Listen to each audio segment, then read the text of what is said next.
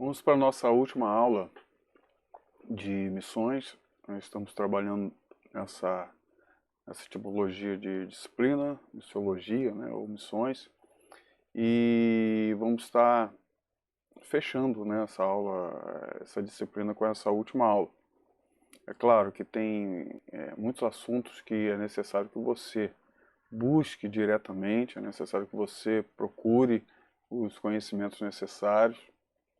Tem a apostila, que já tem mais um conteúdo que você pode buscar, e, e você tem que ampliar. Claro, todo estudante, todo aquele que está intencionando aprender, nunca para de aprender, porque sempre existem coisas novas a aprendermos, sempre está buscando, tá? Vamos direto então para a nossa aula. Hoje, né, a aula 4, como eu falei, vamos trabalhar também a antropologia missionária, entender o que significa isso, para irmos em direção ao que é necessário para os nossos estudos, tá bom?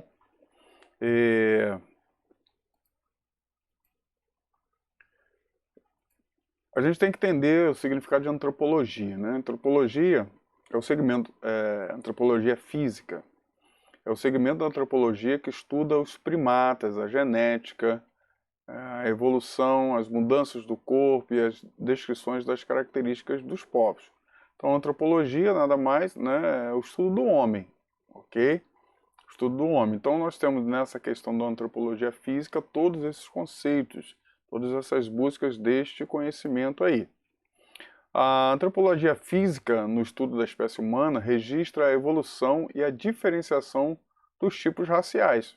Então, nós temos aí três tipos raciais no planeta Terra, né? Eu creio que você saiba isso, que são os negroides, os caucasoides e os mongoloides, né? Então, pele negra, pele branca e pele amarela. Então, nós temos essas três tipologias raciais sobre a Terra. A raça humana, ela pode ser dividida nesses três grupos, né? Como eu falei, negroides, mongoloides e caucasoides. Para uma investigação exata dos tipos raciais e sua classificação, então desenvolveu-se uma técnica de mensuração, no que diz respeito à aplicação dessa técnica ao esqueleto, ao homem vivo. Então usa-se também o método de antropometria para fazer essas medições com relação ao tipo do crânio, né, e tantas outras coisas para identificar, né, a que classe, né, a que raça esse homem está vinculado.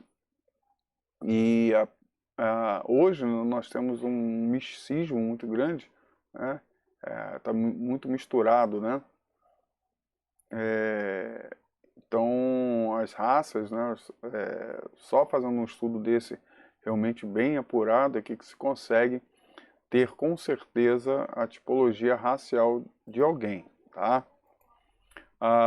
Mas o que também nos interessa, principalmente para o missionário, para aquele que vai fazer a missão, é a antropologia cultural, que também, né, sempre estudando a questão do ser humano, isso vai ser muito importante para o missionário. Lembra que nós temos falado aí sobre a questão de cosmovisão, a questão de conhecer a cultura do povo? É necessário nós termos esse conhecimento para que possamos fazer a missão de forma plena.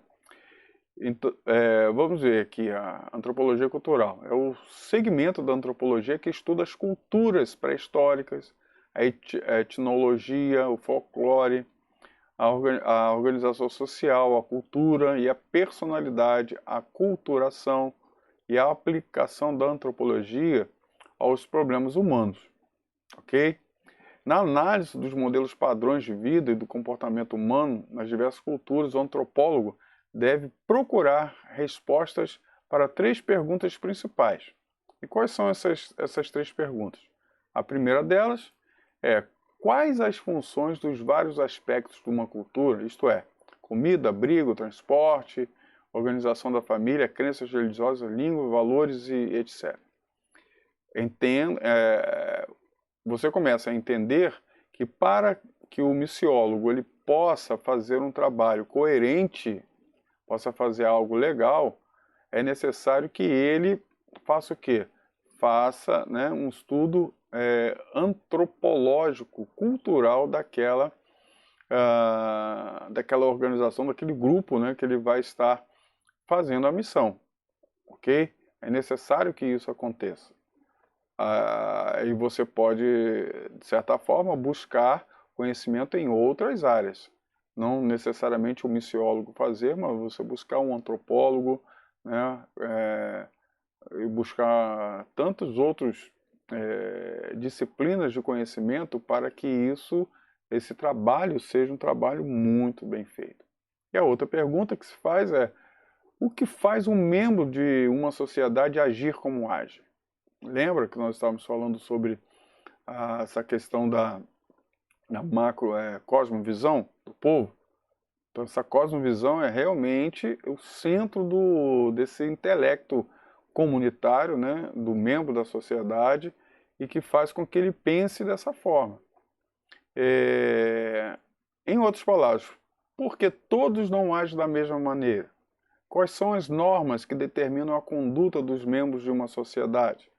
Então, essas perguntas são muito importantes para que o missionário possa fazer o trabalho. Porque nós sabemos que a sociedade, né, uma comunidade, ela tem regras. Regras definidas, regras estabelecidas ou pré-estabelecidas. E nós sabemos que nem todos seguem essas regras, seguem esses padrões comportamentais. Por que isso acontece? Quais são os fatores que levam a essa quebra de lei, essa quebra dessas questões que determinam, que norteia o ser humano? Isso tem que ser respondido. E isso é muito importante para o trabalho missionário, pois é a partir desse momento que você vai trabalhar, né, as questões humanas, no sentido das perdas dessa pessoa com relação àquilo que foi colocado na sociedade para ele. E outra pergunta: quais os fatores que determinam a conversão de certos aspectos culturais e a substituição de outros com o decorrer do tempo? Quais são esses fatores? O que faz essa mudança? E isso aí entra principalmente o trabalho do missionário. Porque qual é o trabalho do missionário? Não é trazer uma pessoa de uma cultura para outra, de um momento para o outro, uns dogmas para outros. Então é necessário que o missionário ele saiba, né, saiba como que isso se dá naquela sociedade, para que ele possa entrar, né, naquela comunicação, entrar dentro desse fator, para que ele possa mudar então o aspecto daquele grupo, daquele membro dessa sociedade. Não sei se você está conseguindo entender, né? Existe uma comunicação que faz sair do ponto A ao ponto B, uma mensagem, e como esses fatores que levam a essa mensagem de um ponto ao outro, como eles funcionam. Quando você descobre isso, quando você começa a entender esse aspecto dessa comunicação, você consegue entrar nessa comunicação e ali fazer a diferença. Vamos dar um exemplo. Bem simples, né? Bem simples. Hoje em dia nós estamos usando, claro, nós usamos bastante as redes sociais para muitas coisas, né? Tantas softwares aí de redes sociais. Nós temos aí Tinder não, qual é o nome? Instagram, Facebook, Twitter, eu nem sei o que é Tinder. Tá, mas vamos lá. Tem mais algum? Não, Orkut não existe mais, né? Eu já tive Orkut, mas não existe mais. Então, na verdade já existe, né? Estão retornando o Orkut aí. Mas não, sei lá, já foi. Mas o que acontece? Existem essas redes sociais e ali a gente se comunica, né? Nós nos comunicamos pelas redes sociais, né? WhatsApp, tantas outras formas de comunicação. Raramente hoje se usa carta. Então, se você está pensando em usar carta para entrar numa comunicação, para conseguir levar a mudar esses aspectos culturais, doutrinários de alguém, você vai fazer besteira. Por quê? Porque não se usa mais carta para fazer isso. Não se usa mais carta. Se usa agora redes sociais. Entende essa questão dessa comunicação? Que é importante nós entendermos como as coisas acontecem hoje para que possamos fazer um trabalho missionário de forma precisa, tá? E o que a antropologia nos ensina? A antropologia tem feito muitas contribuições ao conhecimento de nós mesmos, tá? Porque é necessário que isso aconteça, e de outros seres humanos. Tá? Então podemos resumir algumas dessas contribuições básicas da seguinte maneira. Vamos ver aí. Primeiro dela, o comportamento humano não é ilógico ou efetuado ao acaso, mas segue modelos culturais definidos. Tá? Então existem padrões de comportamentos, existem padrões e esses padrões são lógicos. Não é nada louco, nada solto no tempo. E o estudo antropológico sobre determinada sociedade nos dá esse padrão de comportamento, como isso acontece. E se você quer fazer um trabalho missionário de eficiência, é necessário que você entenda esse comportamento humano, como as coisas funcionam, como a mente daquela sociedade, daquele ser, do membro da sociedade funciona. Como as coisas mudam na mente dele, essa questão da mensagem, como eu já tinha falado. Então, tudo isso é importante. A antropologia nos ensina essas coisas. Então, é importantíssimo esse conhecimento antropológico para um missiólogo. Outra, as partes que formam o padrão de comportamento de uma cultura são interligados. Então, tudo está interligado numa cultura. Né? Nasce lá nos primórdios, na família, e por isso nós vemos hoje uma degradação da sociedade humana. Por quê? Eles conseguiram, aqueles que detêm o conhecimento, aqueles que usam, são os formadores de opinião, eles conseguiram entrar em determinados locais onde é a base do conhecimento do ser. Por exemplo, nas escolas. Nós sabemos que hoje está sendo colocado aí várias questões sobre homossexualismo e a cada dia, a cada momento, a cada instante é colocado a questão do aceite ao homossexualismo. Como o homossexualismo é algo normal, o homossexualismo é algo que tem que ser aceito, não pode haver nada contra isso. Isso foi sendo colocado lá dentro da sociedade, dentro do início do ser humano, colocando na mente do seu comportamento lá no iniciozinho, lá no começo, desde criança. E isso faz com que ele cresça achando que isso é normal. E nós sabemos, biblicamente, que não é normal. É algo que vai contra todos os princípios de Deus. Como se não for assim, nós rasgamos a Bíblia. É claro, é óbvio que nós sabemos, nós amamos os homossexuais, aqueles que têm esse comportamento homossexual. Amamos porque são seres humanos. E nós devemos amar o nosso próximo como a nós mesmos.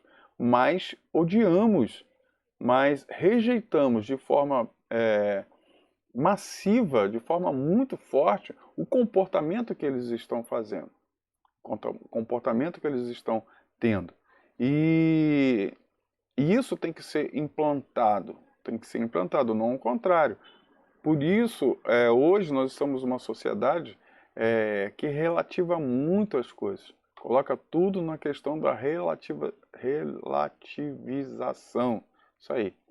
E isso é complicado. Isso é complicado, porque nós, não, nós, né, cristãos, nós não somos relativistas, nós somos absolutistas, porque a palavra de Deus é absoluta. Ela tem uma palavra única, só para determinada, para as situações.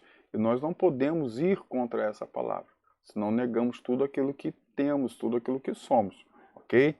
E por esse motivo nós temos que entender como essa antropologia, como isso foi mudado, né? Como esses comportamentos eles foram alterados e mudados no decorrer da história de uma sociedade, para que nós possamos entrar naquela mensagem, para que nós possamos entrar naquela, naquela comunicação para colocar outros princípios, para colocar outras coisas ali, ok?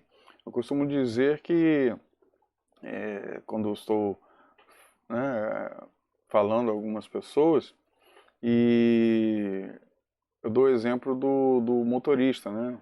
Para as pessoas que dirigem carros. Nós temos o semáforo, né? O sinal de trânsito, nós temos aquelas três cores, não é isso?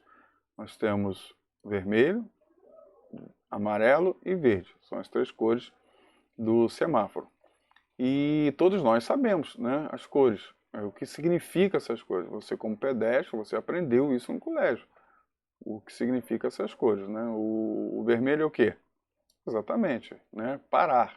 O vermelho é para parar. O verde é para prosseguir. E o amarelo, com certeza você vai me responder, é atenção. Porém, queridos, na prática, o pessoal que dirige, quando vê o sinal amarelo, né, pinta o sinal amarelo, ele não diminui o carro, ele acelera mais ainda, para, se possível, conseguir passar ainda, ainda no sinal amarelo, né, antes do sinal vermelho aparecer. Pois é, esse é um comportamento errôneo, mas somente com a informação correta é que a pessoa, né, depois de receber a informação correta, ela vai entender que amarelo é para diminuir, para já o carro vai diminuindo. A não ser que você esteja, óbvio, debaixo do sinal. Mas se você parar, pintou amarelo, você parou, você vai causar um acidente. Mas se você está indo em direção ao sinal e ele ainda está, ele amarelou, para. Você não sabe quanto tempo vai levar para ele entrar no vermelho, sabe? Não sabe. E então, vai diminuindo, parou, o carro de trás vai entender que você está parando e isso vai dar tempo para fazer tudo, ok? Então, a ideia, o comportamento que a pessoa tem está intimamente ligado com a informação que ele recebeu durante a sua vida, E essa informação, ela vem de todas as formas possíveis. Vem através do ensino, vem através do comportamento dos pais em casa, e isso não é um comportamento também da sociedade ao redor, ok? Também temos o terceiro aí, a maneira como os diferentes povos seguem e pensam poder tomar formas bastante variadas da cultura para a cultura. E essa, né, dependendo do povo, dependendo da região que está, a cultura vai diferenciando muito. E isso é muito importante para que o antropólogo, né, vai ensinar isso ao missionário, como ele deve agir. Tá? Então nós temos aí a cultura material e a missão cristã. É claro que existem contextos da cultura, nós temos a cultura espiritual, nós temos a cultura material, e é muito importante nós falarmos sobre cultura material, pois Jesus Cristo, em momento algum, ele negou essa cultura material. Em momento nenhum ele deixou para trás, mas nós às vezes deixamos. Achamos que o que Deus quer fazer é simplesmente transformar o homem espiritualmente, mas nós somos seres que estamos interligados com tudo. O meu material também influencia a minha vida espiritual. E isso tem que estar sendo colocado em pauta para que possamos entender verdadeiramente aquilo que Deus quer para a nossa vida. Ok? Deixa eu ler aqui então o slide. A cultura material e a missão cristã. Então o missionário tem o dever de levar o homem à expressão mais perfeita possível da sua fé em Jesus Cristo. Numa nova vida nele, tá? Nele, em Deus, em Jesus. Ok? Os costumes e a cultura do missionário são irrelevantes e sem sentido para um homem de outra cultura. Isso é bem claro, tá? Isso é bem claro. Mas o missionário, mesmo assim, deve ajudar o novo homem em Cristo e a avaliar sua vida e buscar uma expressão certa do cristianismo. Então o Espírito Santo é um estudo profundo da Bíblia. E mostrarão que os novos cristãos devem rejeitar e o que devem reter, ou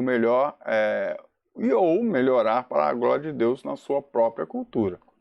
Nós já falamos a respeito disso, questão de culturação, aquilo outro. A cultura do missionário, ele pouco importa para a cultura daquele que está recebendo o evangelho. Isso não tem relevância alguma, a não ser que a cultura daquele povo transgrida a vontade de Deus, porque a vontade de Deus ela sempre será supremacia sobre uma cultura. Porém, é necessário que o missionário entenda que a Bíblia perfeitamente, a mensagem bíblica perfeitamente, para não colocar aspectos culturais daquilo de doutrinas humanas dentro de um ensinamento cristão, quando na realidade isso não é verdade. Nós não podemos pegar, vamos dizer que um missionário de determinado viés, né, religioso, onde as mulheres têm que usar somente saias e homens calças. Né? Isso é muito... Aí a pessoa vai para contexto missionário e emprega isso. Coloca isso para as pessoas que ali estão. Isso é verídico? Isso é verdade? Não, pois a mulher, é claro que a Bíblia fala, mulher tem que usar roupa de mulher e homem tem que usar roupa de homem. Isso é fato. Isso é fato. Está na Bíblia. É óbvio. Ou seja, para distinguir, como nós falamos do homossexualismo anteriormente, para distinguir realmente homem de mulher. Por esse motivo tem que haver essa distinção. Infelizmente, em alguns casos, hoje a gente não sai na rua, a gente não sabe quem é mulher e quem é homem. Exatamente por esse motivo. Mas diz, né, a palavra de Deus deixa bem claro isso. O homem tem que vestir roupa de homem e mulher roupa de mulher. Isso é bem claro. E o missionário ele não pode de forma alguma impregnar isso em outra cultura. Porque talvez naquela cultura onde ele esteja, a roupa de mulher seja calça e a roupa de homem seja saia. E aí, como você vai ficar? Qual vai ser a colocação que você vai fazer? E como eu já expliquei, eu já falei até em outros momentos, talvez você, homem missionário, talvez você vai ter que usar saia. Porque você não vai bater de frente com uma outra cultura. E esse não é o objetivo. Eu gosto até de dar um exemplo que aconteceu comigo e minha esposa. Nós fomos para uma outra igreja, né, mudamos para uma outra igreja, e quando chegamos lá, fomos perguntar as questões doutrinárias, né, a respeito da igreja, a questão de vestimenta, tudo isso. E minha esposa estava acostumada a usar calças e perguntou, né, ao pastor da igreja se tinha algum problema em usar calça. E ele foi peremptório e falou que não. Não tem problema não. Não sei se ele falou isso para ter-nos lá, né? E não há problema não, com certeza não. Tal. E alguns meses se passaram, estávamos lá na igreja, eu, minha esposa de um lado da igreja, na janela, olhando para a rua, e eu do outro lado. E o pastor, aí ela estava vestindo uma calça de tecido, esse malha, não sei se era malha ou tecido molinho, né? Mas toda florida, né? Uma calça, né? Basicamente de mulher mesmo. E ele chegou do meu lado, né? E perguntou: Pastor Jorge, você conhece o texto que diz que mulher tem que vestir roupa de mulher e homem tem que vestir roupa de homem, não conhece? É claro que eu sabia onde que ele estava querendo chegar, né? Porque a esposa dele só usava saias, vestidos, né? Ou saias compridas, tal. E eu sabia onde ele estava querendo chegar. E eu perguntei, eu falei, claro que conheço, conheço mesmo esse texto. E eu vou dar um exemplo para você. Eu perguntei a ele, você usaria, né, já sabendo aonde que ele estava querendo chegar, eu perguntei, conheço sim, pastor. E dentro disso eu gostaria de fazer uma pergunta ao senhor. Você usaria uma calça igual a minha esposa está usando? E qual foi a resposta dele? Não, claro que não. Eu falei, por quê? Não, porque a calça dela é de mulher. Ah, bem respondido. A calça dela é de mulher, não é de homem. Ok? Então mulher veste roupa de mulher, homem veste roupa de homem. Ok? Simples assim, tá? Mas deu para entender como isso funciona? Então nós não podemos, né, de forma nenhuma, atacar a cultura de outro, a não ser que a cultura do outro esteja errada. Por exemplo, se for uma cultura de adultério, uma cultura de infanticídio, uma cultura, né, de homossexualismo, uma cultura dessa forma, aí sim você tem que contra-argumentar com a palavra de Deus de uma forma lógica. Forma lógica. Por exemplo, o homossexualismo é algo ilógico. Ilógico. Nós já vimos aí várias frases interessantes, mas um argumento muito interessante sobre o homossexualismo é: pegue um casal normal, homem e mulher, né, novos, né, seus 20 anos, coloque numa ilha deserta, né, saia de lá. Daqui a 200 anos, vá lá nessa ilha. Quando você chegar lá, você já tem uma pequena população. Tá? Você já tem um grupo razoável de pessoas. Aí você pega um casal de homossexuais, né? 2 homens ou 2 mulheres. Peguem e coloquem nessa ilha. Volte depois de 200 anos. O que você vai encontrar? Pois é, 2 esqueletos. Porque o homossexualismo ele não perpetua a espécie humana. E se isso não é algo... e quando isso acontece, tá, é contra toda e qualquer forma de natural. Tá? Porque qualquer espécie ela trabalha para a conservação dela.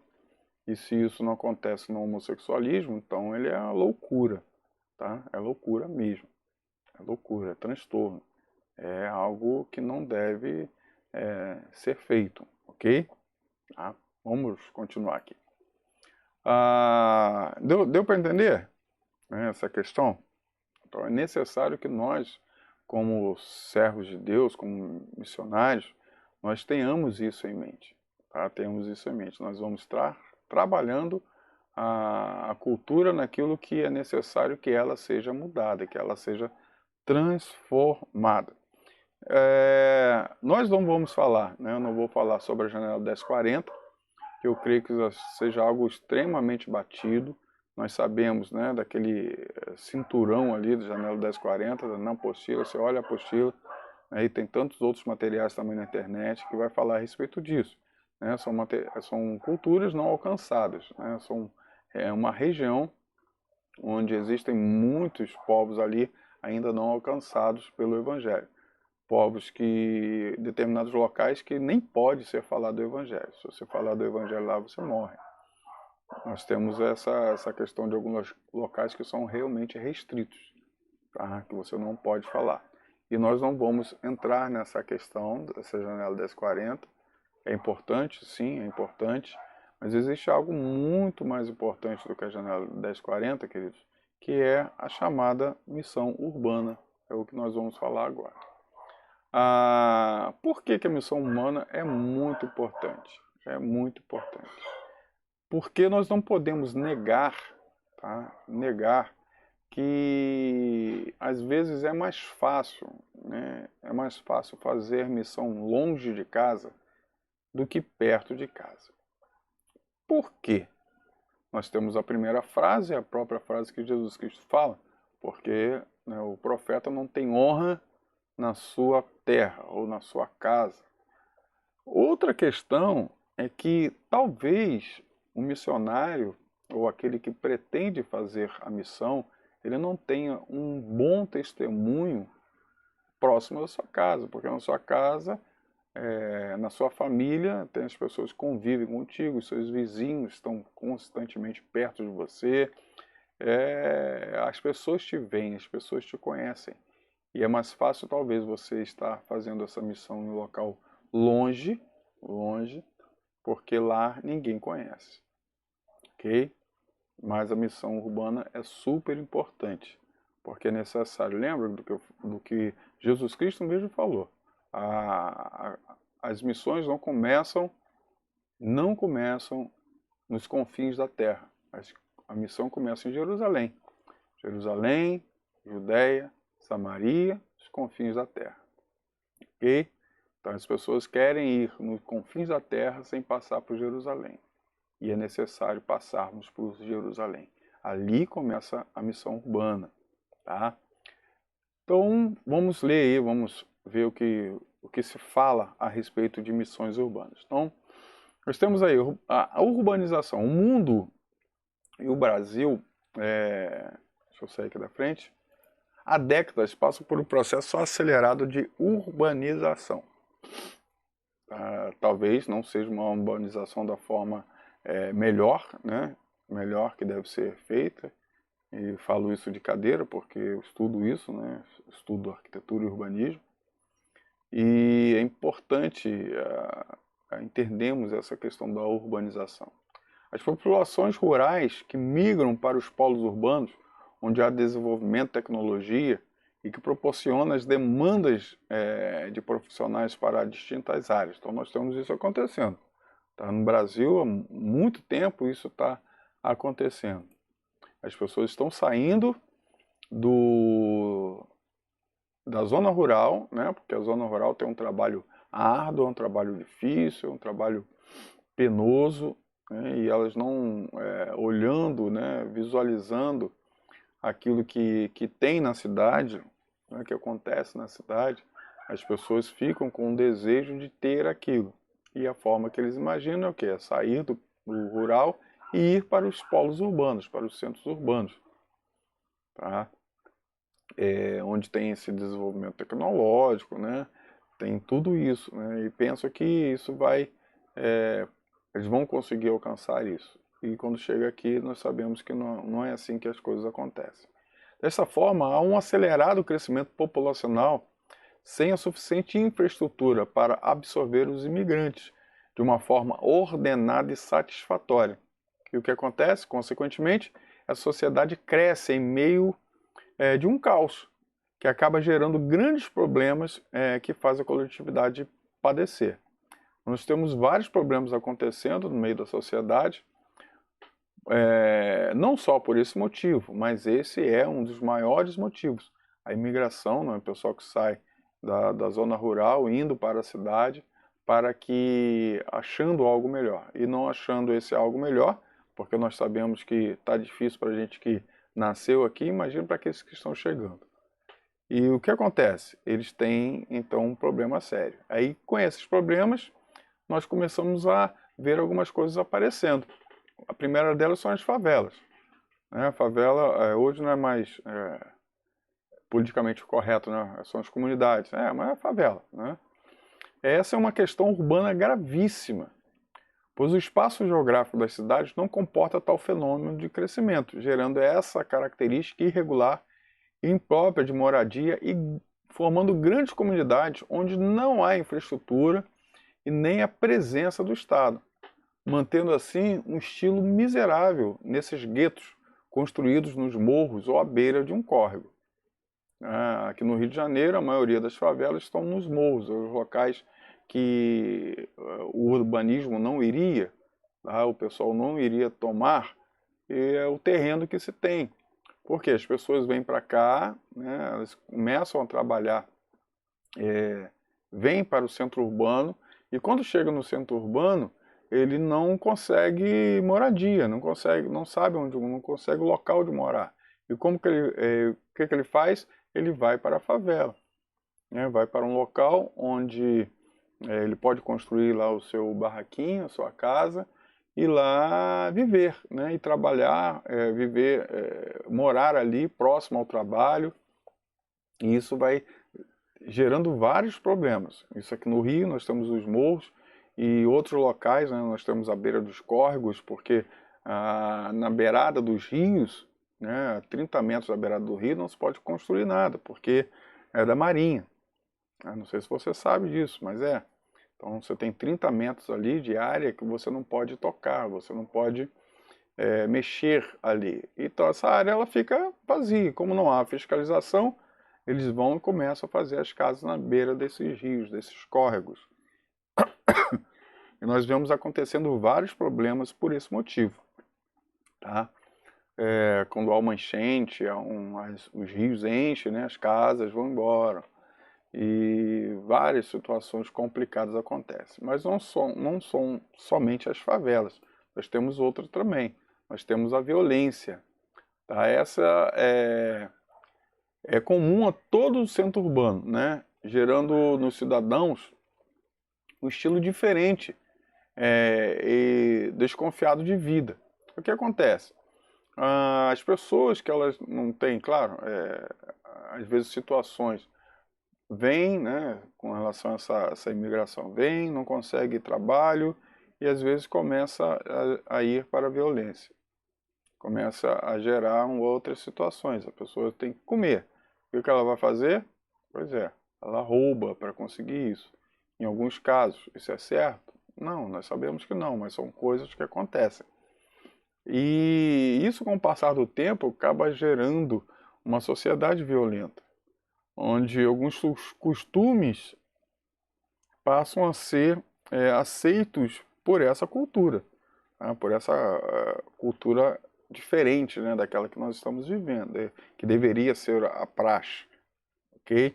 E nós geramos então um estilo desconfiado de vida.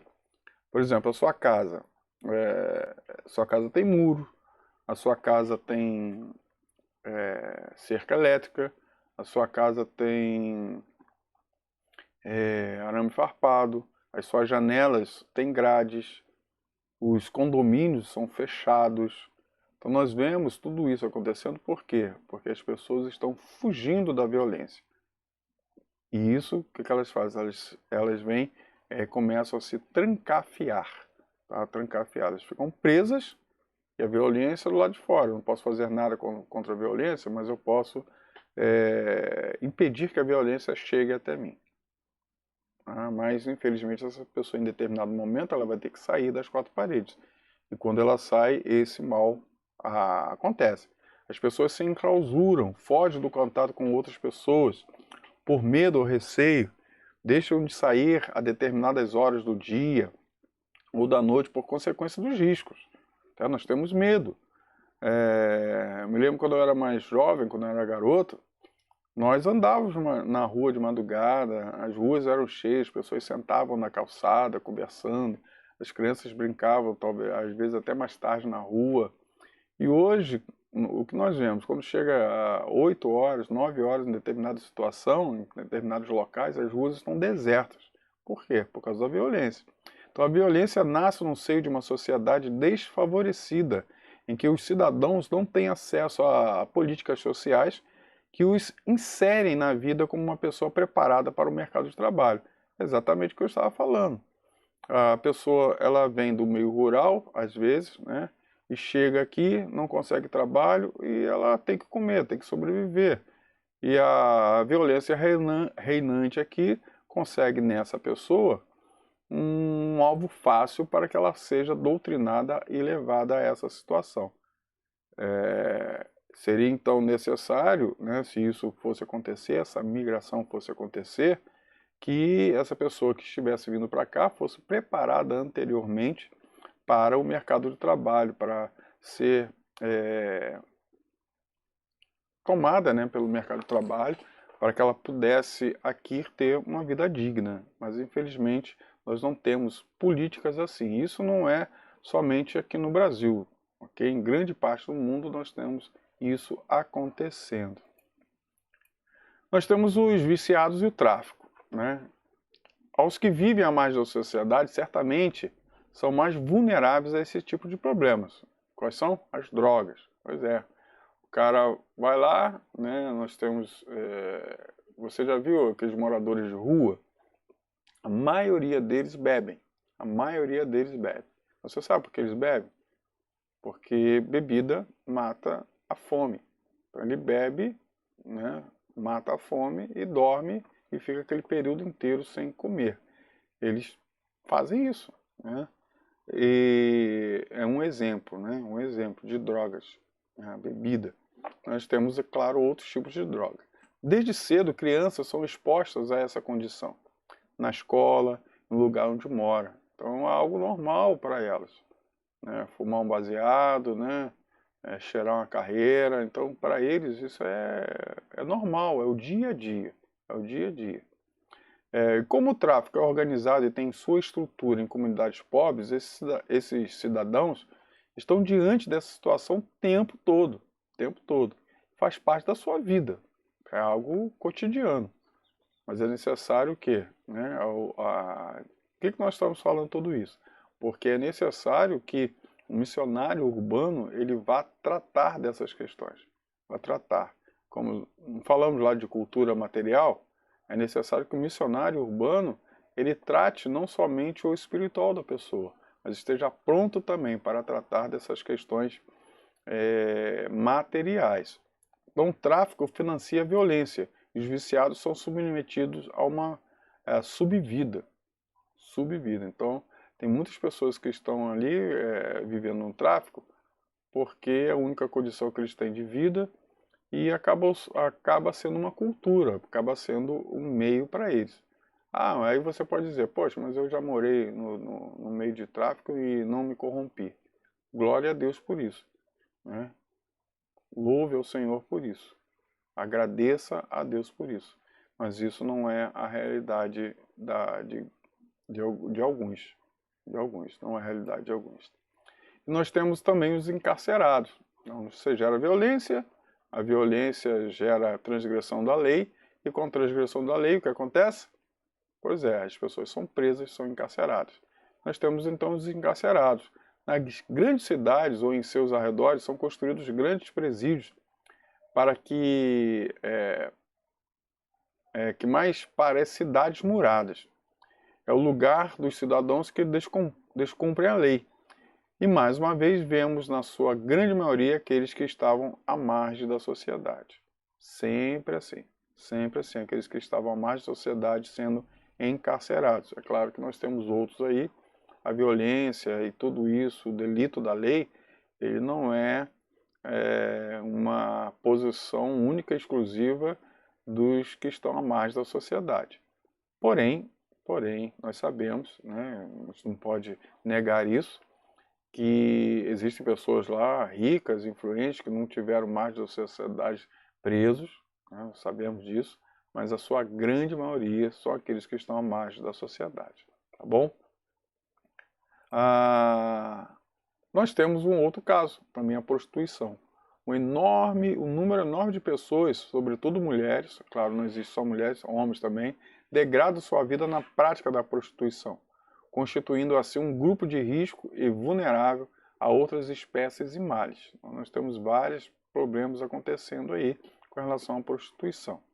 Okay? Não somente a questão da espiritual, né, e degradação moral, mas nós temos também questões espirituais muito fortes acontecendo nesse sentido. E o missionário urbano ele tem que tratar isso aí de uma forma plena. E como fazer missão urbana? Como fazer missão urbana? Então, primeiro, intercessão. Tá? Primeiro, intercessão. Se nós estivéssemos ao vivo, né, presencialmente, o seu trabalho final seria fazer uma missão urbana mesmo, em loco, né, realizar uma missão urbana. Mas como não estamos, a gente não vai fazer dessa forma. Mas a primeira coisa é intercessão. A oração intercessória gera unidade na igreja e a desperta para o propósito da evangelização. Missão é evangelizar, tá? Através da oração somos levados a uma reflexão profunda da obra missionária e das carências e necessidades de um povo ou comunidade, e esse ponto poderemos com eles nos identificar. Então é necessário uma oração, é necessário quebrantamento das pessoas que estão em determinado local, para que esse quebrantamento gere em todo o grupo, em todas as pessoas daquela comunidade cristã, o amor pelo próximo. O amor pelo próximo gera, consequentemente, também a evangelização, ok? É óbvio, né? Nós já falamos isso. Quando não há esse desejo de evangelizar, é porque o amor já se esfriou. Não existe amor ao próximo. Não existe amor às pessoas. E isso é muito complicado, queridos. Porque se não há amor ao próximo, se não há evangelismo, se não há busca pelos necessitados, o que acontece? O que nós conseguimos ver e observar é que Jesus Cristo deixou bem claro, né? Quem ama a Deus, levante a mão. Não foi Jesus Cristo não fez isso, né? Ou basicamente dessa forma. Quem ama a Deus, levante a mão. A pessoa, todo mundo levanta a mão. Se você fizer essa pergunta à igreja, né, à comunidade cristã que você está, todo mundo vai levantar a mão. Eu amo a Deus. E Jesus Cristo responde, vocês são hipócritas. E Jesus Cristo, ele bate mesmo, vocês são hipócritas. Como vocês podem amar a Deus que você nunca viu, se você não ama o seu próximo? Se você não ama as pessoas que estão ao seu redor, se você não ama os necessitados da sua comunidade, e amar esses necessitados é ir em direção a eles e sanar as suas necessidades. Quais são as necessidades? As primárias. E a primária dela qual é? Deus. Segundo, as outras necessidades. Vestimenta, comida, moradia. Então nós, como cidadãos cristãos inseridos no mundo, temos que ter isso em nossos corações. Então, se a comunidade cristã onde você está inserido não tem essa perspectiva, talvez esteja indo contra a perspectiva do reino. E é isso que nós temos que entender como missionários, que estamos a serviço do reino. Então, o primeiro ponto é intercessão, orar. O outro ponto é educação. É isso que nós estamos fazendo aqui hoje. O treinamento de liderança de todas as pessoas envolvidas na missão deve ser levado a sério para que a qualidade da evangelização e do discipulado seja consciente e respaldado nas Escrituras. A nossa fé, a nossa crença deve ser muito bem justificada e explicada. Somente através do preparo teológico, essa realidade se tornará possível. Inclusive, esse preparo deve visar ou proporcionar o conhecimento e orientações acerca de vários grupos de pessoas citados no capítulo anterior. Como chegar a prostitutas, ao encarcerado. Então, tudo isso é necessário para que a missão seja feita. Sem educação, você não pode sair simplesmente com a cara e a coragem e fazer. Poxa, mas eu não tenho esse conhecimento. Busque, mas eu não tenho. O Espírito Santo vai me ajudar.